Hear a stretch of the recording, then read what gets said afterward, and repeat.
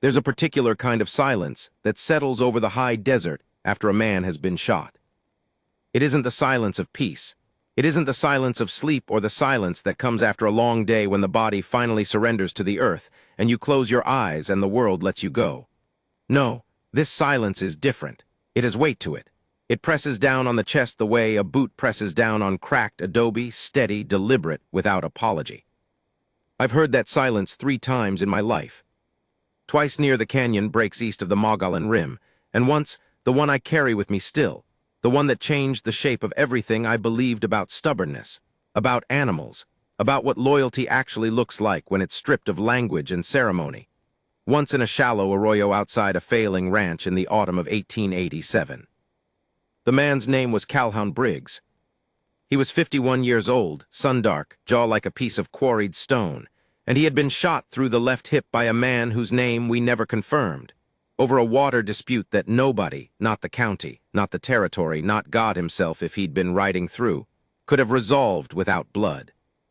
Calhoun Briggs lay on his back in the arroyo sand, looking up at a sky that offered nothing.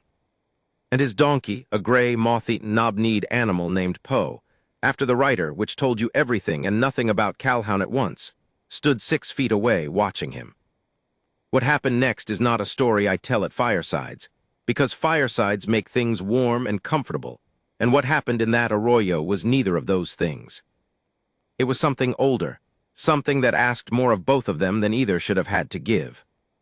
I know because I was there. I was the one who found them. And I haven't stopped thinking about it since. I've kept one since I was 19 years old when my uncle Devereux, a compulsive annotator who marked the margins of every book he owned with cramped, slanted observations, told me that a man who doesn't write things down is a man who will spend his old age arguing with himself about what actually happened. I took his advice. I've filled 11 logbooks since. The one I was carrying in the autumn of 1887 was a small, water-stained thing with a leather cover. I'd restitched myself after a river crossing near Springerville that I'd rather not revisit. I note this only because when I try to tell you what happened with Calhoun Briggs and his donkey, I'm not working from memory the way most men work from memory. Loose, rearranged, softened by time into something more tolerable. I'm working from ink on paper, written within 48 hours of events as they occurred, in handwriting that starts steady and gets progressively more agitated as the entries go on. That agitation is information, too. I trust it.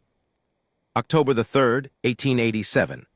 I was riding northeast from the settlement of Carrizo, carrying a pair of surveying instruments on behalf of a territorial land office that had hired me for 6 weeks and would, it turned out, never pay the final installment of my fee.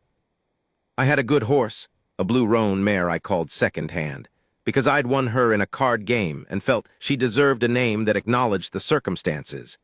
And I was making decent time along a dry wash that cut between 2 low, brush-choked ridges. The country out there is the kind that looks empty until it isn't. Juniper and scrub oak on the slopes, pale yellow grass in the flats, the occasional hawk turning slow circles overhead as if it has all the time in the world and knows something you don't. I've been riding for 3 hours without seeing another person, which suited me. I have a tendency to fall into conversation with strangers and then regret it for miles afterward, and I was already behind on my surveying schedule. I smelled the blood before I saw anything. This sounds dramatic, written out plain like that, but it's true. There's a particular iron and copper quality to blood when it's been sitting in dry heat for a few hours, especially in quantity, and the desert wind was coming toward me from the northeast. I pulled second-hand up. She'd smelled it too. Her ears were working, rotating like small antennae, and she'd begun that lateral stepping motion that means she'd like very much to go a different direction. I pulled out my logbook. I wrote, "Smell of blood from the northeast, approximately hour 3 of the ride. Horse unsettled." This is the kind of notation that seems excessive until something happens, and then it seems essential. Then I nudged second-hand forward. The arroyo opened up ahead of me where the wash took a bend and cut deeper into the hardpan. It was maybe 15 feet wide at that point, the banks 3 or 4 feet high, the bottom covered in pale sand that held tracks with perfect fidelity. I could see boot prints, multiple sets, the scuffed marks of what might have been a struggle, and there, at the bend, where a slab of red sandstone jutted from the bank like a shelf, I could see a man lying on his back. And I could see the donkey. The donkey was standing near him, not touching him, not moving. It was a gray animal, probably 14 hands or so, with the particular look of a creature that has been old for a very long time and made a kind of peace with it. One ear was up, tracking me. The other hung at a slight angle, which I later learned was a permanent condition from an old injury. It watched me come down the bank with what I can only describe as measured attention. I've been around mules and donkeys most of my working life. They are, as a category, among the more perceptive animals available to a person, and they are also among the most misread. People call them stubborn. What they actually are is cautious, which is a different thing entirely. A mule will not cross a bridge it doesn't trust. A stubborn animal crosses the bridge and doesn't think about consequences. A cautious animal thinks about consequences and waits for more information. This donkey watched me with the eyes of an animal that was gathering information. I dismounted and tied second hand to a root that jutted from the bank and walked over slowly, keeping my hands visible, the way you do. The man on the ground was alive. I could see his chest moving in that shallow, guarded way that means the body is prioritizing tasks, breathing first, everything else later. He was somewhere in his 50s, I guessed, with a face that had been doing hard work for several decades. He had a full gray mustache, trail dusty and dry, and his eyes were closed. He was wearing a canvas work coat over a flannel shirt, canvas trousers, worn boots. His hat was about 4 feet away in the sand, as if it had fallen off or been thrown in frustration. The wound was in his left hip. Someone had packed it roughly, efficiently, with what appeared to be a strip torn from the lining of his coat. The packing was dark with dried blood, but the bleeding had slowed. He'd done this himself, or someone had done it and left him. I couldn't tell which yet. The sand around him held a story of movement. He'd repositioned himself at least twice, working toward the sandstone shelf, probably for shade. I knelt beside him. "You awake?" I said. His eyes opened. They were a dark, faded brown, the color of creek water over clay, and they focused on me with surprising speed. The eyes of a man who had not, in fact, been unconscious but had been conserving himself. "Who are you?" he said. His voice was dry, cracked at the edges, but level. There was no panic in it. I told him my name. "Surveyor," I said, "working for the land office, riding northeast from Carrizo." I hesitated. "You've been shot." "I know I've been shot," he said. "I was there." I pulled my canteen. He drank slowly, disciplined, not the desperate gulping of a man who'd lost his reason, and then handed it back. He was rationing himself even now. Even half-broken in the sand, he was rationing himself. "Calhoun Briggs," he said, "this is my land." He said it without particular emphasis, just as fact, the way a man states coordinates. "Whose was the land before it was yours?" Something moved through his expression, not quite a smile, not quite bitterness. "Mine," he said. "Before that, the territories, before that," he stopped, made a small, exhausted gesture with his hand. "Before that, the Apache, before that, whoever they took it from. That's how it goes." I wrote that down later, verbatim, because it struck me as the most honest land title summary I'd heard from any man in any county. Calhoun Briggs was not a simple man. I want to establish that clearly. "What happened?" I said. "He told me." The short version, because he was conserving more than water, he was conserving the effort of explanation, was this. There was a man named Harwick who held claim to the water rights on the eastern edge of Calhoun's range. The claim was contested, had been contested for 3 years through 2 different territorial courts, and had not been resolved. That morning, Harwick's men had cut the fence line along Calhoun's eastern pasture and started driving cattle through. Calhoun had ridden out to meet them. The conversation had not gone well. There had been a gun drawn, he didn't say by whom, and I noticed that, and Calhoun had taken a round through the hip at what he estimated was about 30 yards. "Fell off my horse," he said. Gelding spooked and ran. Poe came up. He moved his chin slightly toward the donkey. "Poe," I said. "After the writer, Edgar Allan, seemed appropriate. The donkey's got a melancholy disposition." I looked at the donkey. The donkey was still watching me with that steady, calculating attention. "How long have you been here?" I said. "Since mid-morning." It was now late afternoon. The shadows were lengthening in the arroyo and the temperature was beginning to drop. In that country in October, the nights could go below freezing. He'd been here 5, possibly 6 hours, alone except for the donkey. "You've been trying to get up," I said. Not a question, the sand told the story. "Several times," he said, with no particular self-pity about it. "This is the part I want you to understand, before we go further into what happened. Calhoun Briggs had tried to stand 6 times. I counted the marks in the sand. Each attempt had a distinct pattern, the leveraging of one arm, the drag of the good leg, the brief terrible moment of weight on the injured hip, and then the collapse. The 6th attempt had taken him 4 feet toward the arroyo wall before he'd gone down hard enough to leave a shoulder-shaped dent in the sand. He had tried 6 times, alone, with no reasonable expectation that anyone was coming.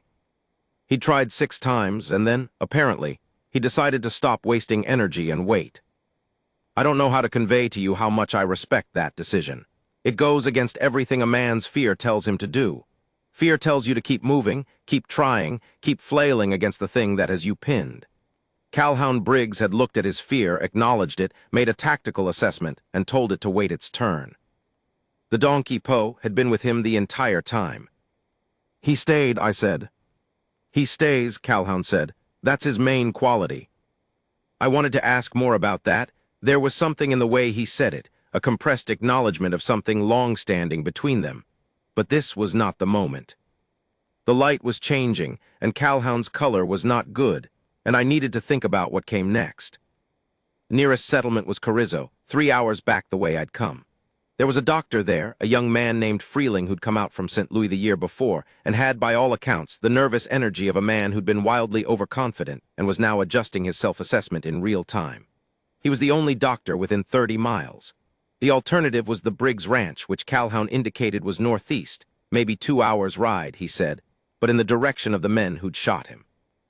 I sat back on my heels and looked at the situation. Second Hand could not carry 2 people. She was a sound horse, but not built for that kind of terrain with double weight, and Calhoun needed to be kept as level as possible to avoid reopening the wound. I could ride for help, but that meant leaving him here overnight, which in October at this elevation was a real risk, not a calculated one. I looked at Poe. Poe looked back at me. "He rides," I said. Calhoun made a sound that was, I gradually understood, his version of a laugh.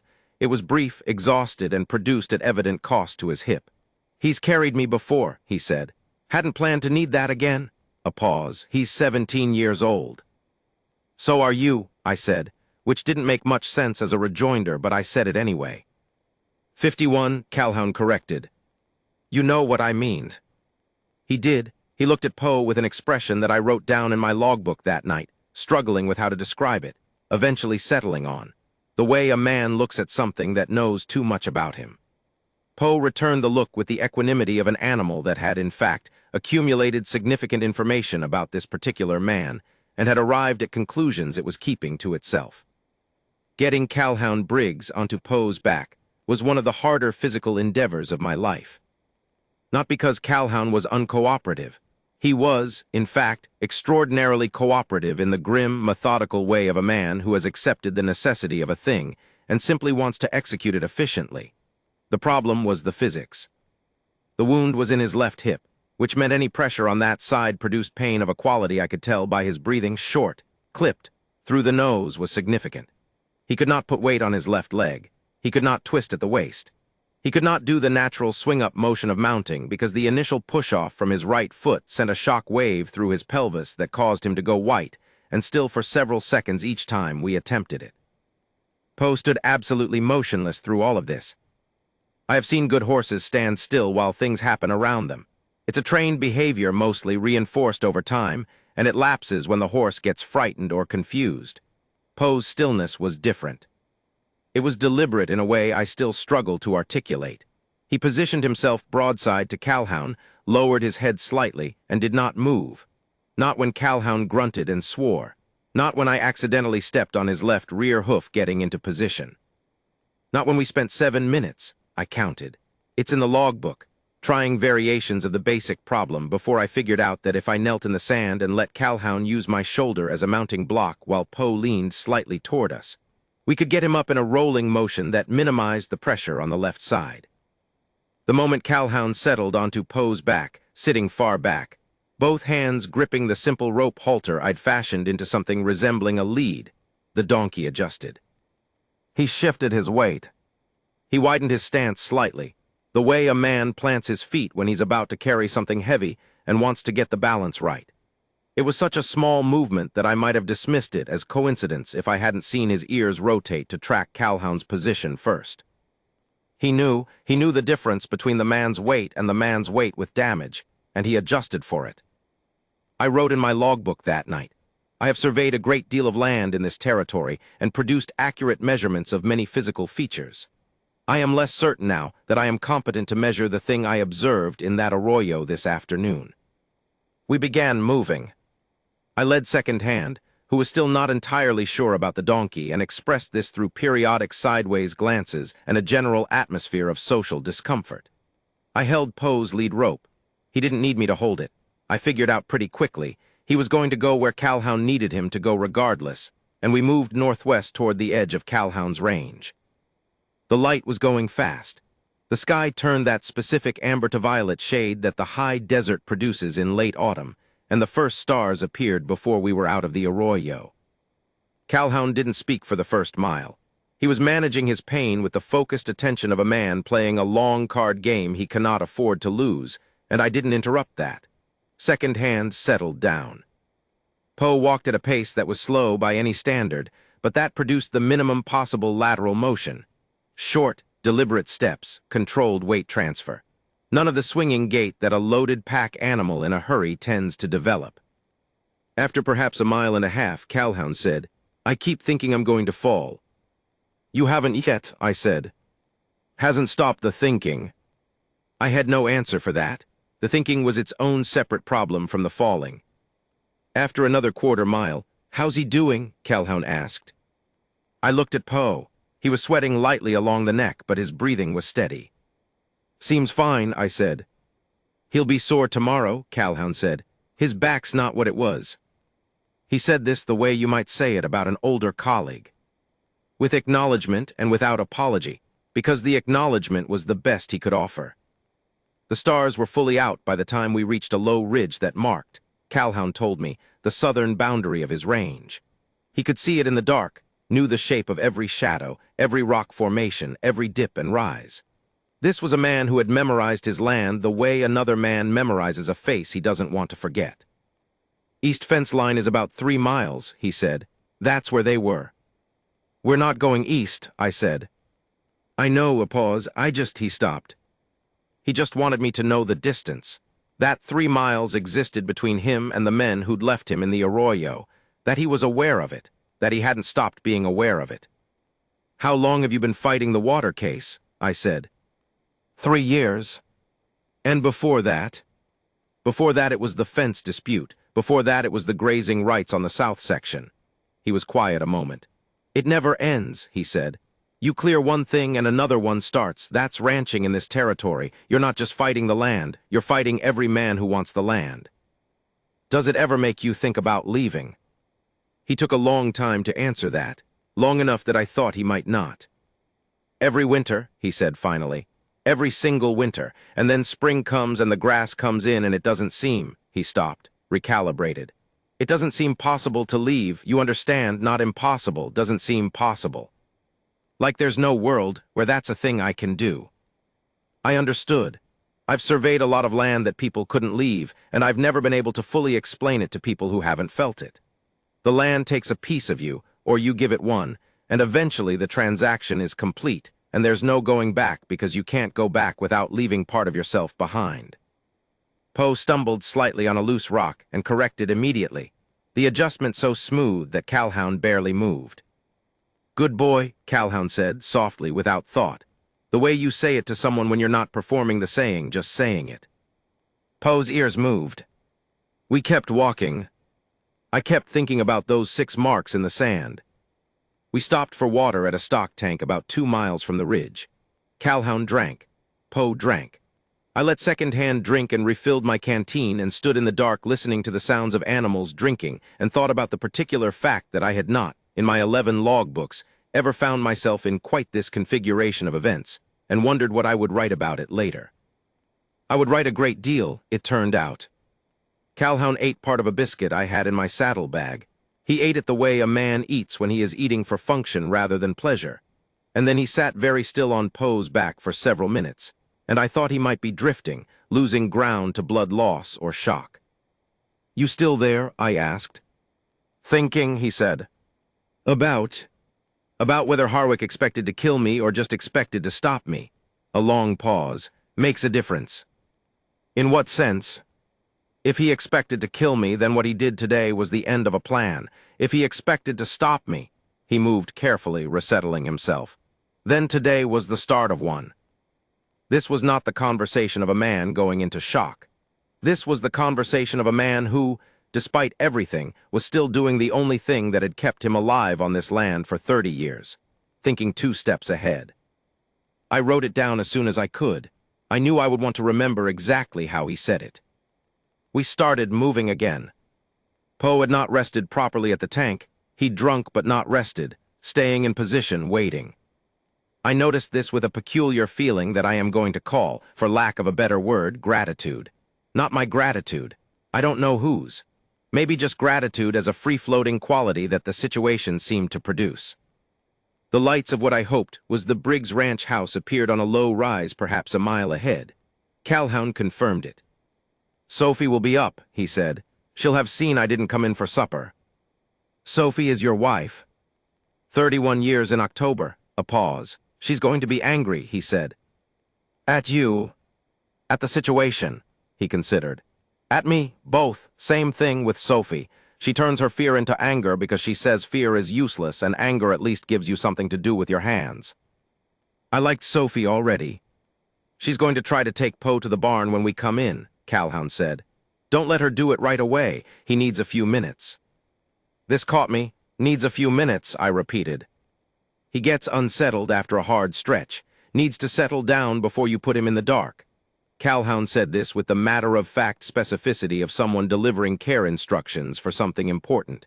"Stand with him for a bit. Let him come down." "I'll do that," I said.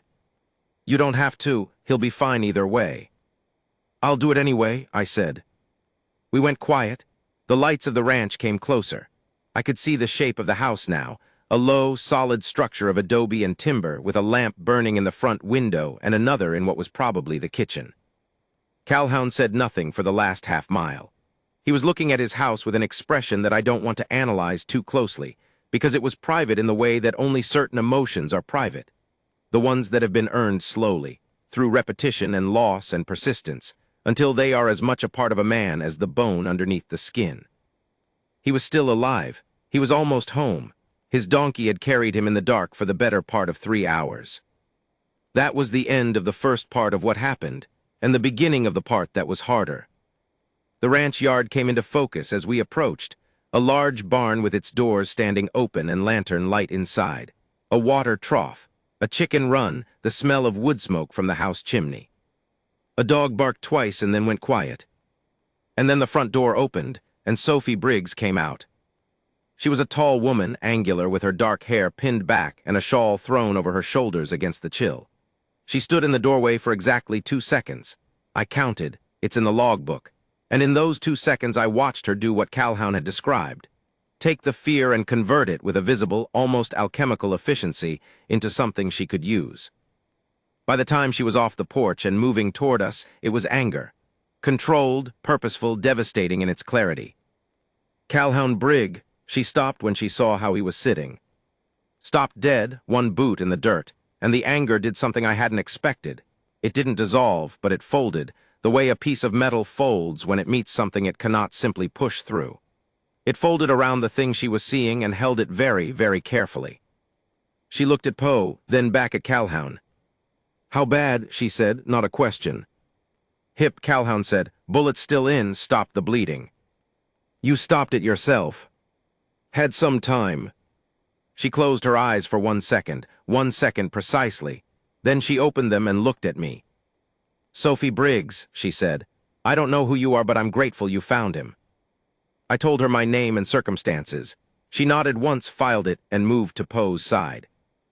"Easy," Calhoun said to Poe. And then to Sophie, "Don't rush him." "I know how to handle your donkey," she said. but she'd already adjusted, slowing her approach, letting Poe recognize her. Poe stretched his neck and touched his nose briefly to her outstretched hand, and she said something to him quietly, too quiet for me to hear, and then looked up at her husband. "Let's get you down," she said. Getting him down was the reverse of getting him up, and in some ways worse, because fatigue had reduced everyone's coordination, and Calhoun's capacity for managing his own pain had been running for hours and was beginning to slip at the edges. He made one sound, involuntary, brief, immediately suppressed, when his left foot hit the ground, and Sophie caught him with a totality that told me she'd caught him before, had thought about exactly how she'd catch him if it ever came to this. She was stronger than she looked, or she was exactly as strong as she looked, and I'd looked without seeing. They got inside. I stood in the yard with Poe. I'd promised. He was breathing harder than he'd been on the ride. I thought, the exertion catching up with him now that it was done. He stood with his head slightly lowered, and I put my hand on his neck under the rope halter and felt the heat coming off him and the slow working of his breath. "You did well," I said. I felt slightly foolish saying it. I said it anyway. His ear moved toward me. We stood there in the dark, the two of us, while the lights in the house moved and voices were raised briefly and then subsided. After perhaps 10 minutes, Poe's breathing had evened out, and the tension I'd been feeling in his neck through my hand had released, incrementally, the way tension releases when the thing requiring it is finished. I walked him to the barn. I put him in his stall, a good-sized one, deep-bedded with straw, with a small haynet already hanging and a water bucket that I topped off from the barn's own supply.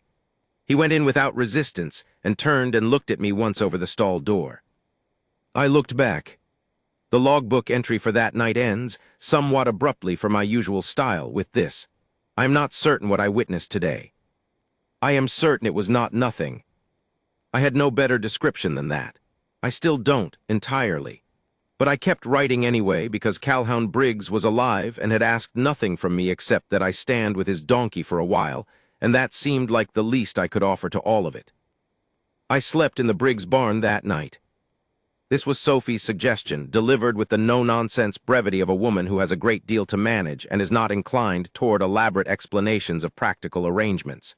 "You can have the tack room," she said. "There's a cot and 2 blankets. The second blanket's thinner than the first. Double them." She looked at me once, assessing, and added, "You'll want to be close in the morning anyway. I may need another pair of hands."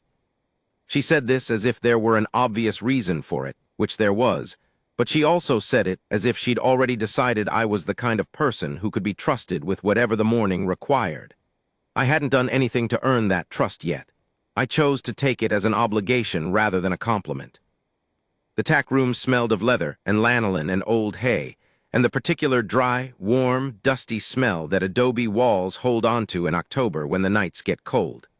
I doubled the blankets as instructed. I opened my logbook and wrote for about 40 minutes by lantern light, and then the lantern fuel ran low, and I put the logbook away and lay there listening to the sounds of the barn at night.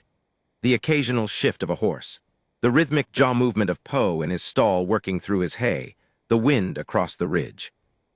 I thought about what Calhoun had said in the arroyo.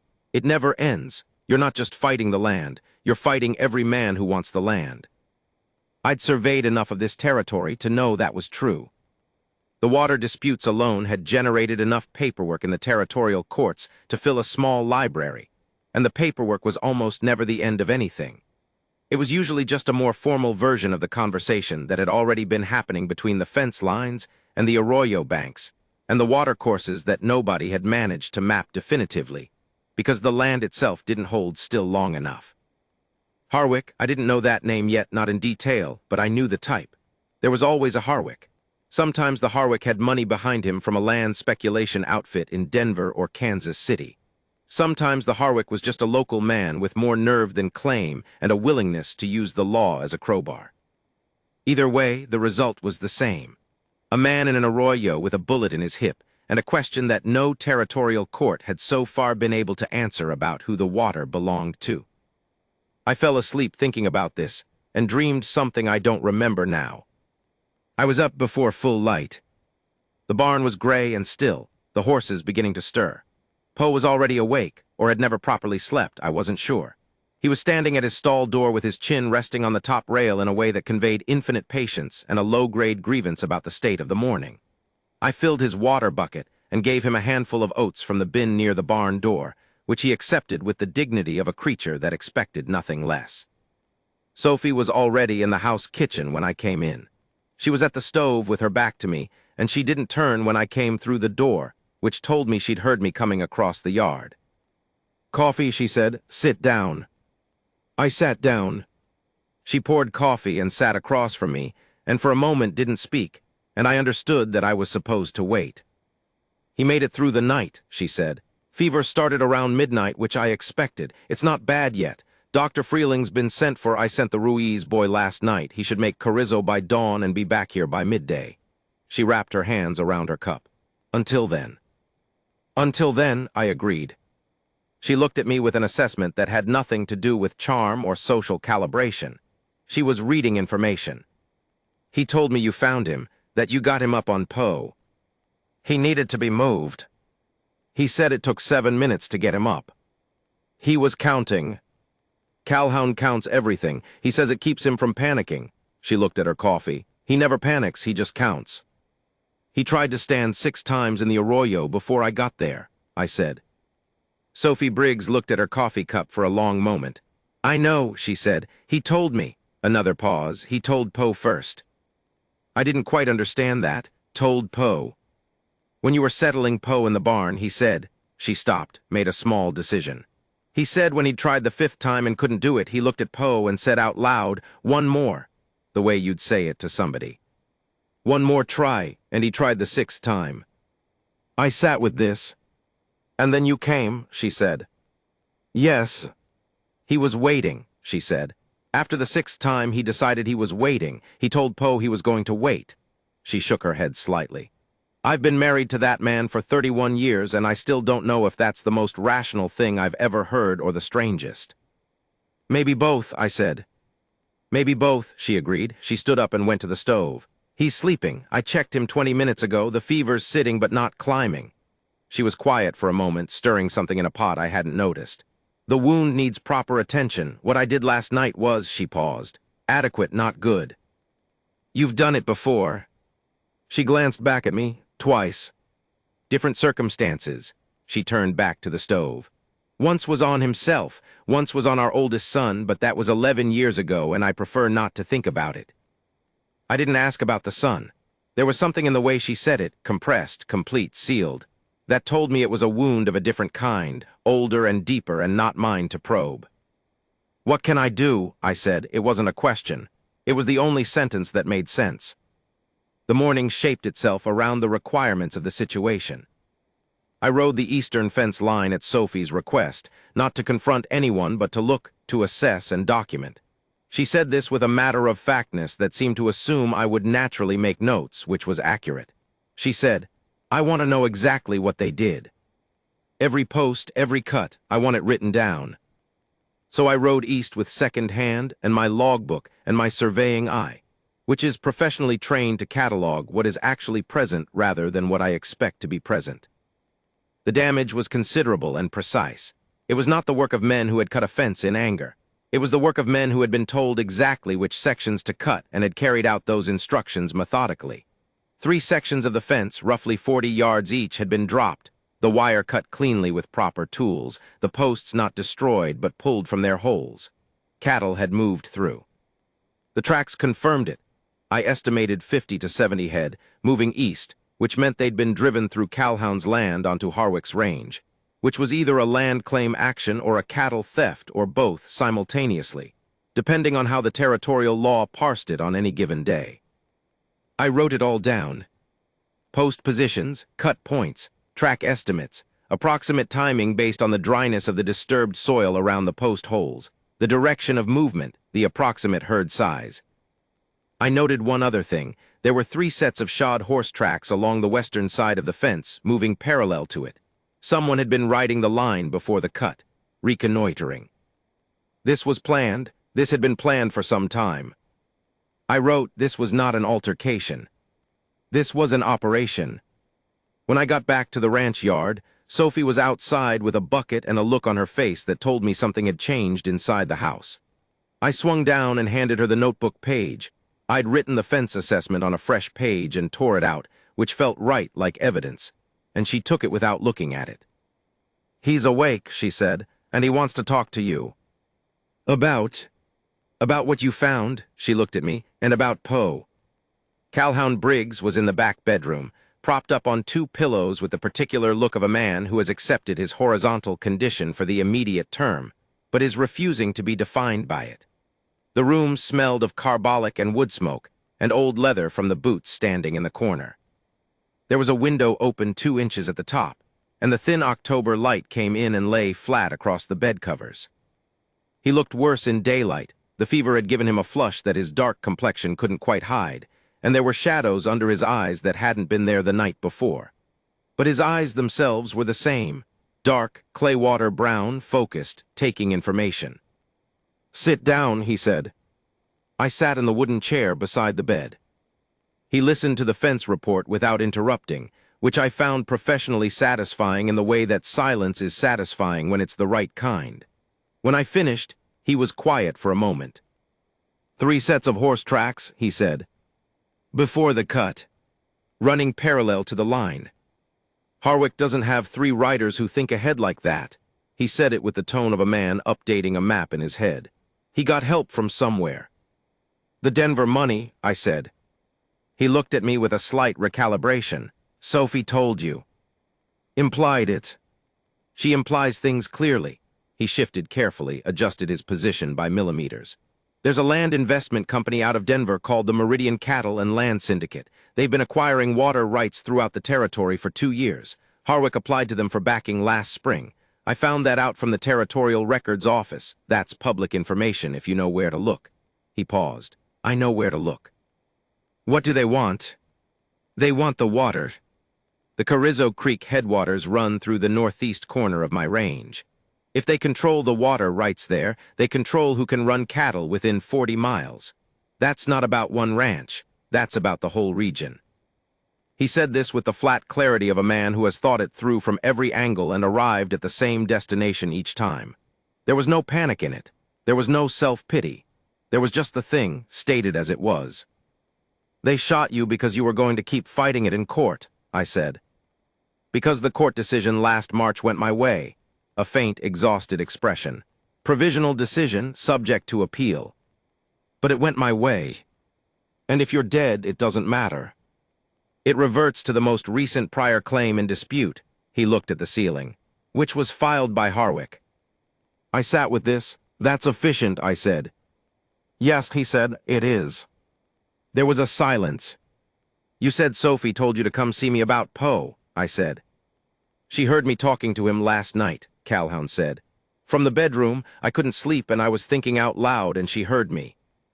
She said you told him about the 6th try in the arroyo. Among other things," he looked at his hands on the bed covers. "I talked to that donkey," he said. "I'm aware it sounds." "It doesn't sound like anything," I said. "I've met the donkey." This produced the exhausted version of his laugh again. "I've had him since he was 3 years old. That's 14 years. He came with the ranch." He paused. "Previous owner left him behind, said he wasn't worth moving." A beat. "Man was a fool." "What was his name, the previous owner?" "Abbott, James Abbott. He had a dry goods store in Prescott when I last heard." The flat contempt in his voice for a man who'd left a donkey behind was quiet but absolute. "Tell me about the night before last," I said. "Before the fence, before Harwick's men." Calhoun looked at me. "Why?"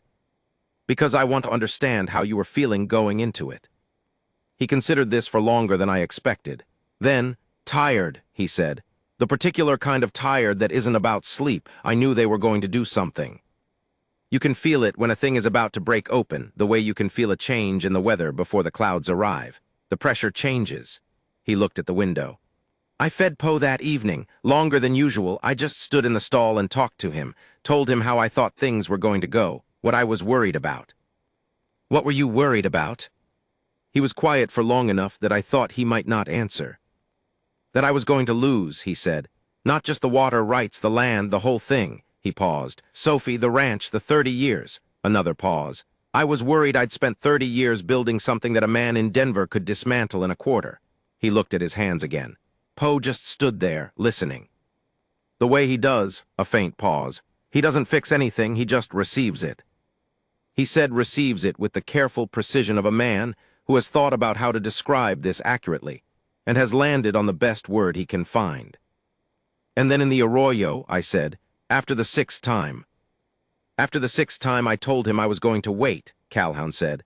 I told him I'm going to wait now because I've done what I can do alone and now I need someone else. And then you came. He looked at me with the directness I'd noticed the first time. I don't attribute that to anything supernatural. You were riding that route for professional reasons. It was coincidence.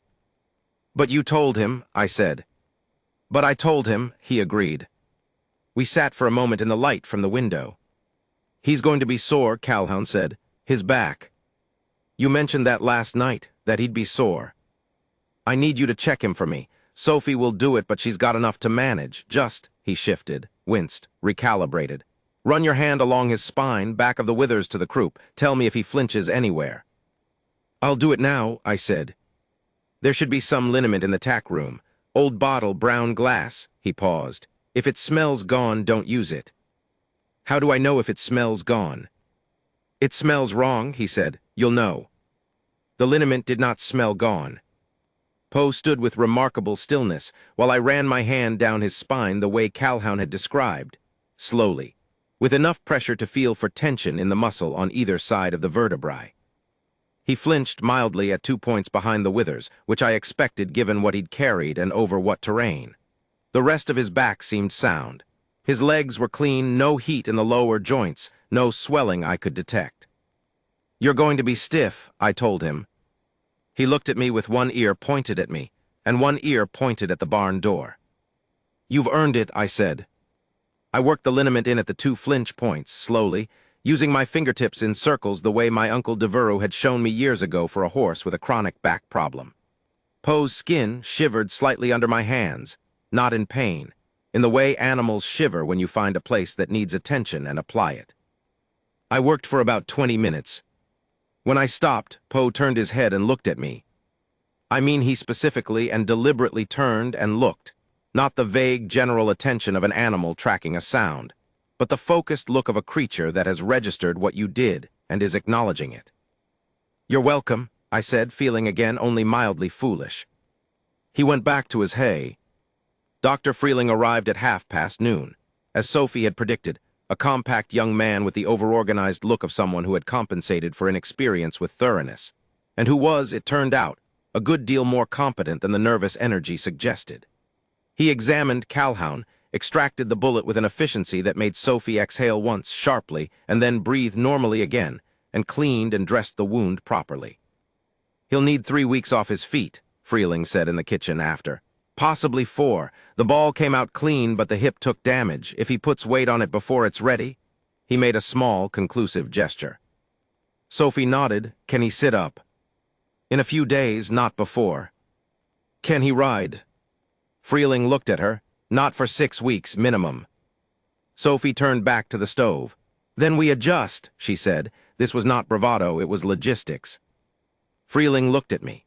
I was the surveyor from the Territorial Land Office who had found her husband in an arroyo and slept in the barn and checked the donkey's spine and eaten 2 of Sophie Briggs's meals and was now occupying the kitchen chair with the particular solidity of a man who hasn't quite figured out how to leave yet. Are you staying on? Freeling asked me. I looked at my schedule. I looked at the water-stained logbook. I thought about Harwick's men and their 3 riders reconnoitering a fence line and a land syndicate in Denver that had been accumulating water rights for 2 years, and a man in a back bedroom who was going to be off his feet for 3 to 4 weeks with active legal proceedings hanging and a ranch to run. I thought about the logbook pages I'd written the night before and the pages I hadn't written yet. For a bit, I said. Sophie did not look up from the stove. The tack room cot is yours, she said. The thin blanket is still thinner. I was not a man who stayed. I'd built 11 logbooks on the basis of moving, arriving, documenting, departing. I had a surveying schedule and a land office that would eventually notice my absence and an itinerant professional life that was structured around not putting down roots anywhere. I took my logbook out and opened it to a fresh page.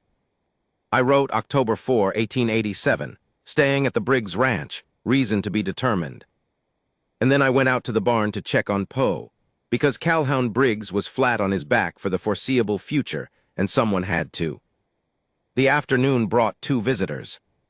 The first was a man named Ruiz, not the boy who'd ridden for the doctor, but his father, a compact, weathered man who worked the small ranch to the south of the Briggs property and had apparently heard something on the wind, because he arrived with his hat in his hands and the careful look of a man bringing information he's not sure will be welcome. He spoke with Sophie in rapid, quiet Spanish on the porch while I tried to look busy with second-hand saddle. Sophie listened without expression. Then she nodded twice and thanked him, and he left. She came back into the barn. Harwick's men were in Carrizo this morning, she said. 3 of them asking about Calhoun. A pause, asking if anyone had found him. The phrasing of that sat in the air between us. They didn't know he'd made it, I said. No, her voice was very level. They thought he was still out there. She turned away and put her hand on Poe's stall door. Poe came and put his chin on her arm. She stood like that for a moment. When Ruiz's boy was riding for the doctor this morning, he would have passed through the main road. Harwick's men might have seen him. Or they might have heard from someone in Carrizo about the doctor being fetched, I said. Either way, she looked up. They know now.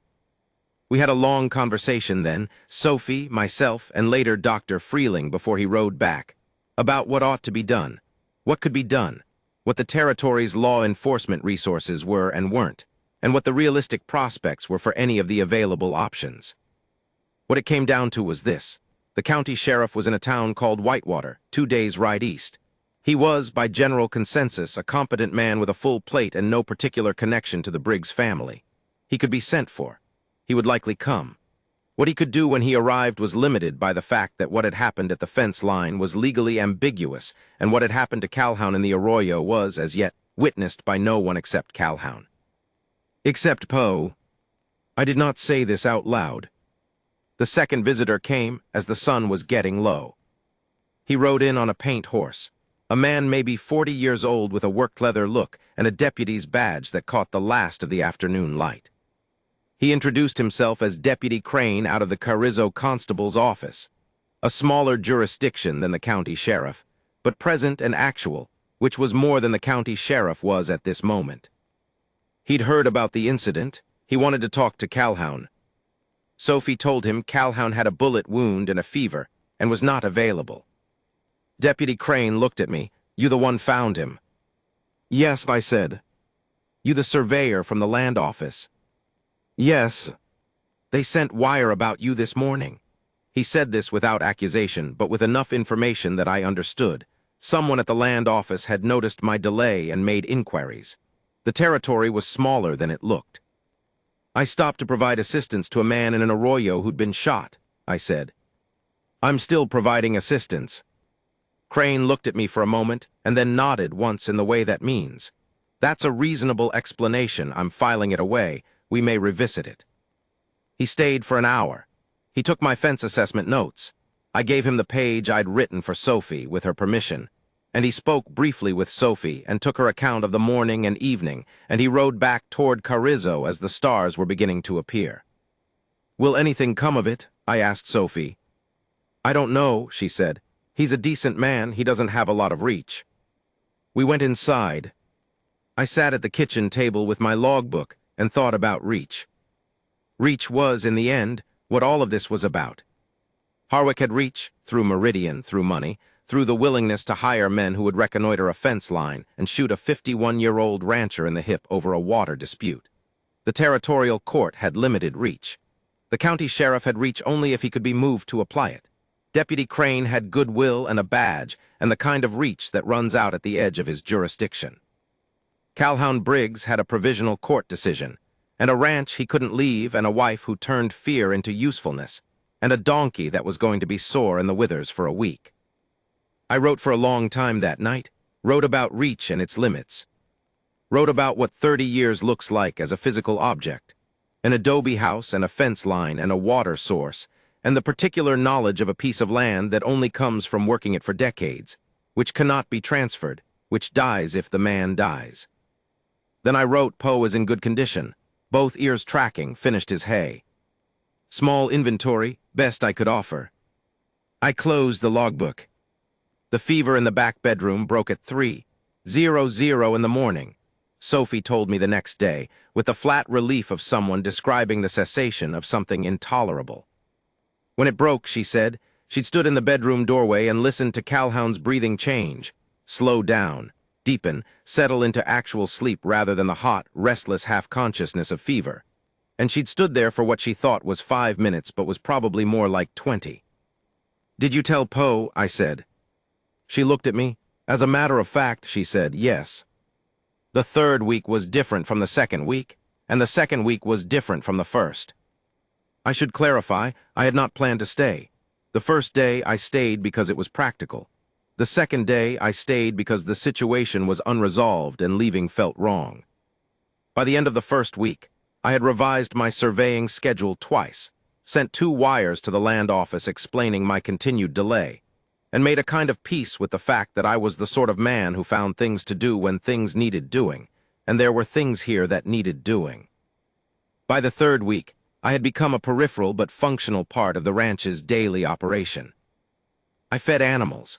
I repaired the fence sections that had been cut, not alone, but with the help of Felipe Ruiz, the father, who came 3 mornings a week with his older son and worked with the particular economy of motion of a man who has been doing physical labor for 30 years and has eliminated all unnecessary movement. We strung the wire back, reset the posts, tamped them in. Felipe didn't say much. I said what was needed and wrote everything else in the logbook. I checked on Poe every morning and evening.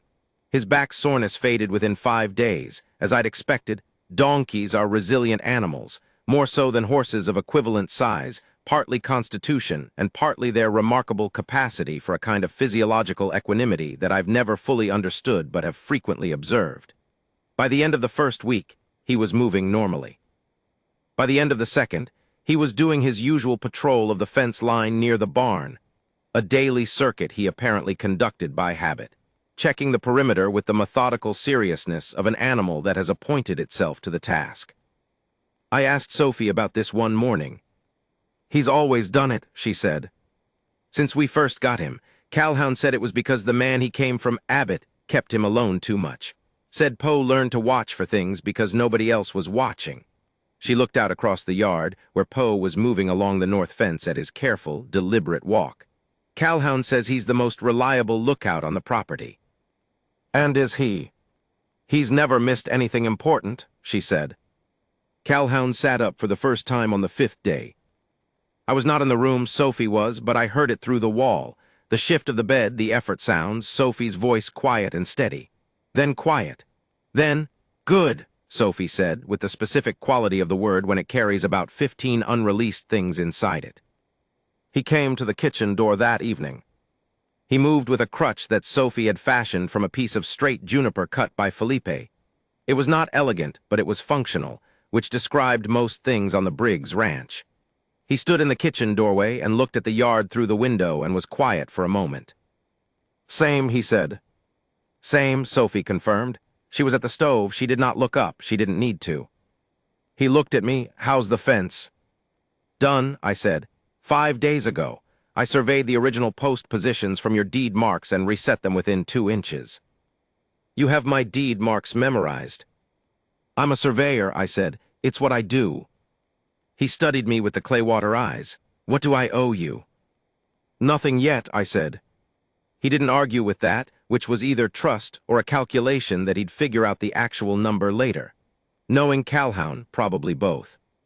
He asked about the horses, about the cattle that had been driven through, about the legal proceedings. The cattle were gone on Harwick's land, legally murky. The horses were fine. The legal proceedings were moving at the speed of territorial legal proceedings, which is to say, they moved, but only the most generous interpretations of the word. Deputy Crane had come back once. He'd taken statements. He'd made inquiries in Carrizo about Harwick's men's whereabouts on the morning in question. He'd been thorough and limited in equal measure. The county sheriff had been contacted. No response yet. Calhoun listened to all of this from his kitchen doorway, standing on the crutch with the careful stillness of a man who is using all available resources to remain vertical. and when I finished, he was quiet for a long moment. "They expected me to be dead," he said. "Yes, and I'm not. No. So now they have a different problem." He looked out the window. "A man who is alive and has a surveyor who documented his fence and a provisional court ruling and a sheriff's inquiry moving in his direction." "Yes," I said. He was quiet again. "Then I want to see Poe."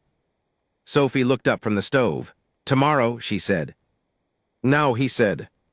She turned around fully. They looked at each other in the specific way of two people who have conducted 31 years of this particular negotiation and know exactly where the lines are. "5 minutes," she said. 10, 7. He went out. I watched from the kitchen window. Poe saw him coming across the yard, the crutch, the slow, careful walk, the different weight distribution, and did not come to meet him, which surprised me for a moment. Then I understood. Poe was staying still, the way he'd stayed still in the arroyo so that Calhoun didn't have to navigate a moving target on uncertain footing. Calhoun reached the barn fence and put his hand over the top rail, and Poe came to him, not in a rush, but directly, ears forward, head low, the way he came to very few people that I'd seen. Calhoun stood there with his hand on Poe's neck and the crutch under his arm. I don't know what he said. He was talking, I could see that, his mouth moving, the small gestures of a man telling something to someone he trusts with it. Poe's ears moved in response. His head tilted slightly. The 7 minutes came and went. Sophie didn't call him in. She stood at the window beside me and watched her husband stand at the fence with his donkey, and after a while she said, very quietly, almost to herself, 31 years and I still don't know if I'm the first thing he tells or the second." She said it without bitterness, with a kind of exhausted, affectionate precision. "Does it matter?" I said. She thought about it genuinely, which I respected. "No," she said, "it doesn't. They're both honest, that's the thing." She turned back to the stove. "Poe never tells him he's wrong when he's wrong, but Poe also never tells him he's right when he's wrong. He just stays. And sometimes that's what you need, not judgment, not instruction, just the staying." I wrote this down later, as close to verbatim as I could manage. The letter from the Meridian Cattle and Land Syndicate arrived on the 19th day. I happened to be in the kitchen when Sophie read it. She read it standing at the table, and when she finished, she put it down flat and smoothed it once with her palm, the way you smooth something you're going to read again more carefully. "They're offering to purchase the water rights," she said, "and the northeast section. For," she named a figure. It was not a low figure. It was the kind of figure that a man in Calhoun's position, with legal costs accumulating and 3 weeks of reduced operation behind him, and the long, uncertain road of a territorial court case ahead, might look at carefully. "Is Calhoun awake?" I said. "He's been awake since 5, she said. "He doesn't sleep well when he can't work." I looked at the letter, looked at Sophie. "You know what he's going to say." "Yes," she said. "Does that bother you?" She picked the letter up again, read it a second time, not the whole thing, just one section, her eyes stopping somewhere in the middle. "There's a clause," she said. "If we decline to sell within 30 days, the offer is withdrawn, and they reserve the right to continue contesting the water rights claim." She set it down again. "Which they were going to do anyway. So the offer is..." "Pressure," she said, "dressed as generosity." I nodded. She folded the letter precisely along its original creases.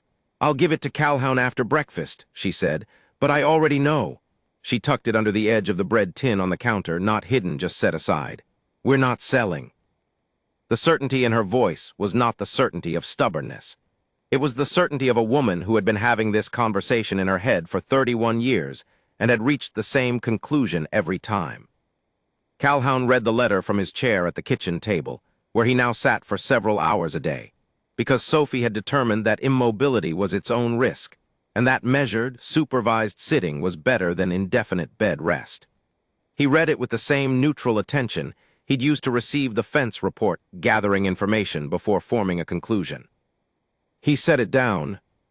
"No," he said. Sophie nodded. He looked at me. "You don't have standing to tell me I'm making a mistake." "I wasn't going to," I said. "Good." He turned the letter over so the writing faced down, which was its own kind of statement. I want to write a response today. Do you? He glanced at my logbook, which was on the table. Can you draft something? Legal language. You know how these things are phrased. I looked at my logbook. I'm a surveyor, I said, not a lawyer. You went to school? I went to school for surveying. He looked at me. I can write a draft, I said. You'll want an actual lawyer to review it before you send it. There's a lawyer in Whitewater I've been working with, Thomas L. Crunning. He's good.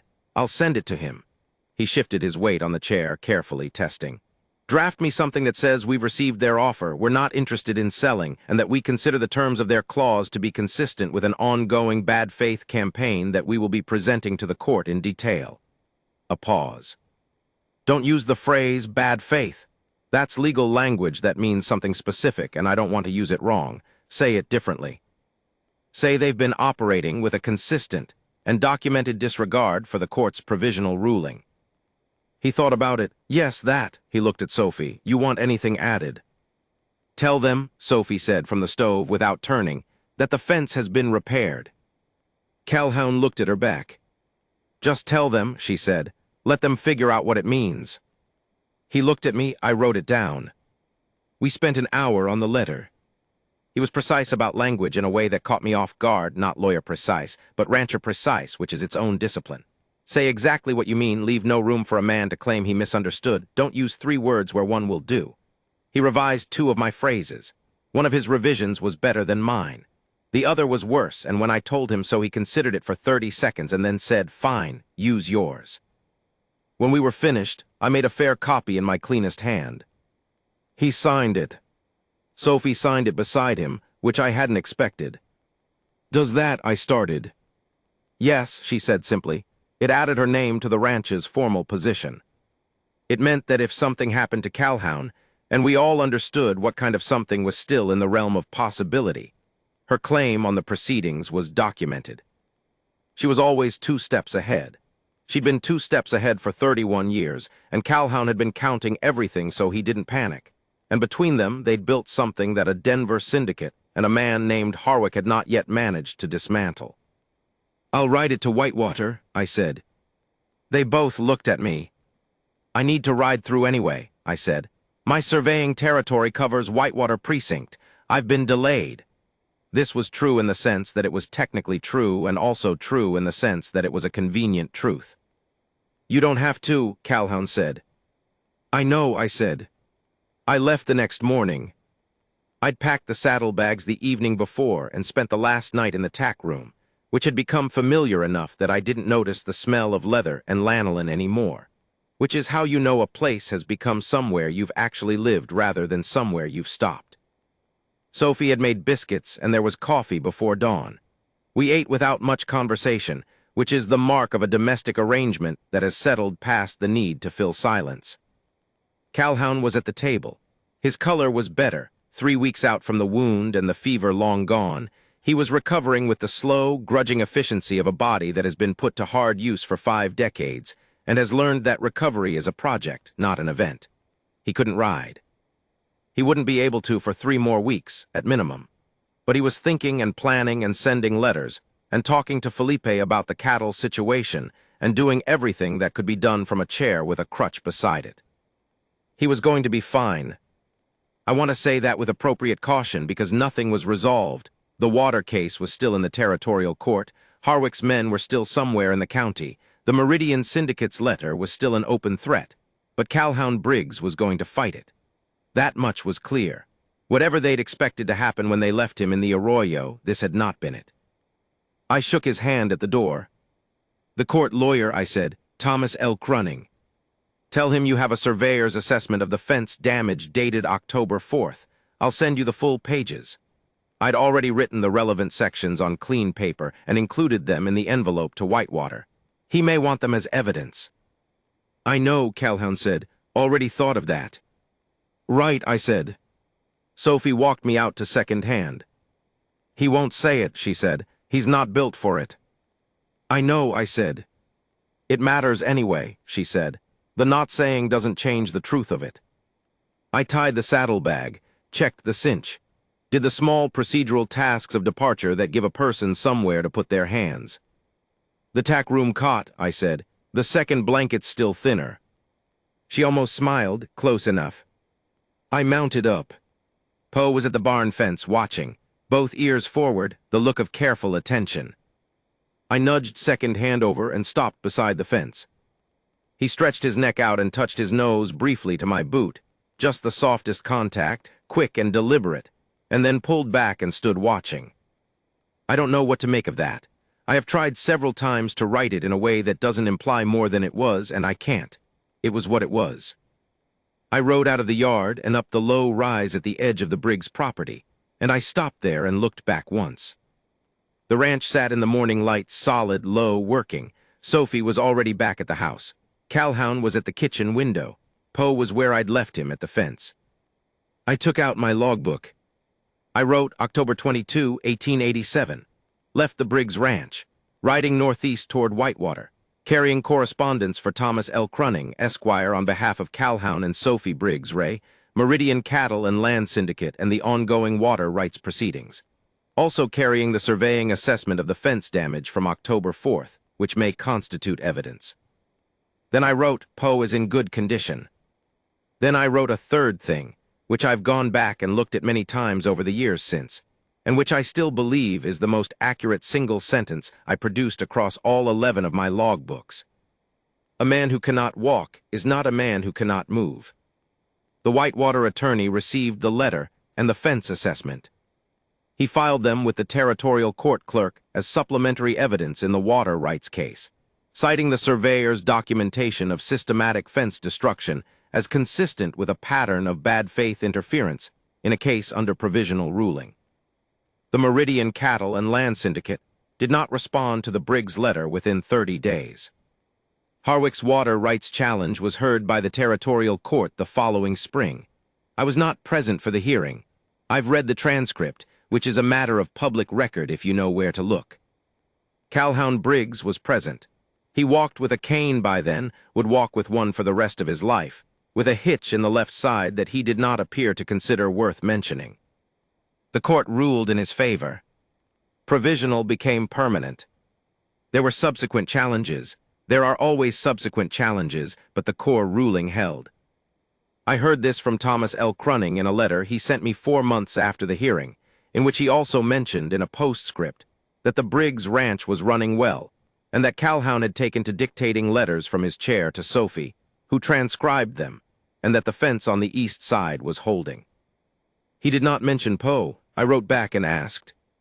His next letter said, I believe the donkey is well. He is, by all accounts, still making his rounds. I have thought about that many times. The particular image of it. A gray, aged, knob-kneed animal walking the fence line in the early morning, ears working, checking everything. Nothing changed.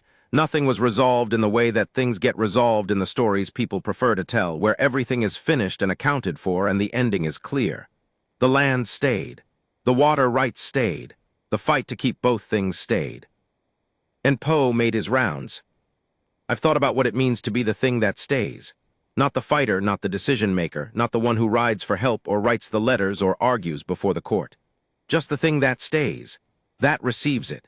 That stands still in the arroyo while a man tries for the 6th time and then says out loud to you that he's going to wait now. I don't know what Poe understood. I don't know how much a 17-year-old donkey with one good ear and a moth-eaten coat and a careful way of walking comprehends about water rights and Denver syndicates and the grinding mechanics of territorial law. Probably not much. Probably nothing. But he knew the weight of the man on his back, and he adjusted for it. He knew the difference between the man whole and the man damaged, and he walked accordingly.